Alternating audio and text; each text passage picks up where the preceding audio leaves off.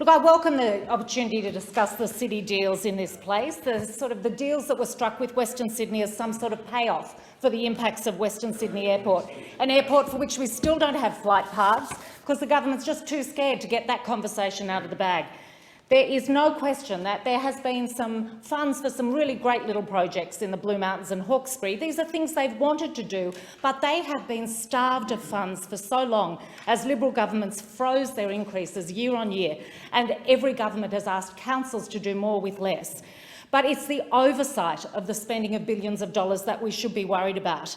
And the lack of oversight shouldn't surprise anyone, given the Liberals' aversity to scrutiny.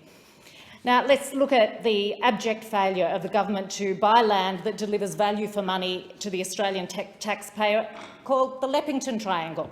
$30 million for land worth $3 million.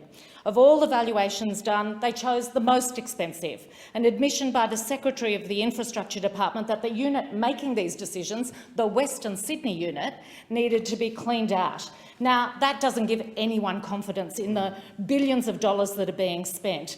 Now, sadly, the billions are not being spent in my electorate, not in the electorate of Macquarie. The Blue Mountains got one set of lights on the Great Western Highway as part of the city deal.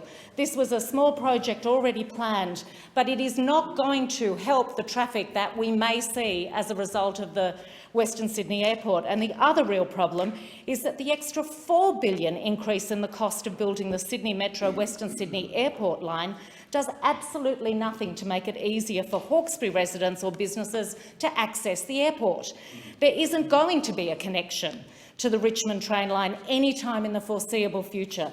The trip to the Western Sydney Airport will involve catching a train to Blacktown, changing trains at St Mary's and then changing to the new line.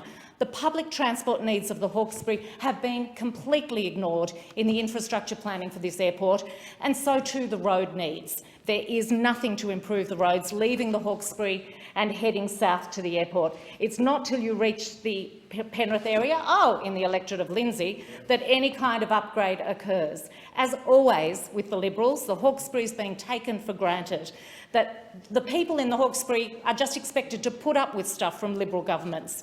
In fact, they're expected to put up with what they don't get rather than what they do get. And the same criticisms have been made by the member for Macarthur about the lack of rail link to his community, only a few kilometres south of the airport. More than anything, though, this is a missed opportunity to improve the safety of the Hawkesbury, which is among the most flood-prone valleys in the country. Yet there's nothing done to improve residents' safety by upgrading roads. Right now, we've got a state government that tells us you have to evacuate from the Hawkesbury via road if there's a major flood. There's a video showing you where to go that also stresses that every one of these roads floods, so you need to leave early. Well, that's what happens when the roads are on a floodplain. We all know the Jim Anderson Bridge locally, but did you know it was built by a Labor state government to make it easier to leave when the waters are rising? Pretty much the only piece of infrastructure that's been put in. There are no roads that the last 7 years of federal Liberals or the last 9 years of state Liberals have delivered to this community to make it safer.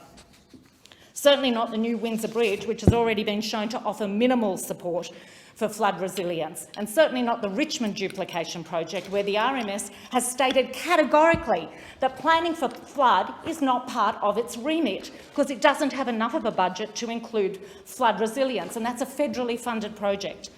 Let's remember these city deals are meant to secure the future prosperity and livability of our cities. Well, hardly. The state government is looking to allow a further 134,000 residents to join the 30,000 existing residents on the floodplain over the next 30 years, yet there are no steps in the so-called Western Parkland City to improve evacuation of those residents. In 2017, an evacuation infrastructure analysis that was completed for the New South Wales Government by Infrastructure New South Wales found that effective evacuation is the only measure that guarantees a reduced risk to life in the Hawkesbury Nepean Valley.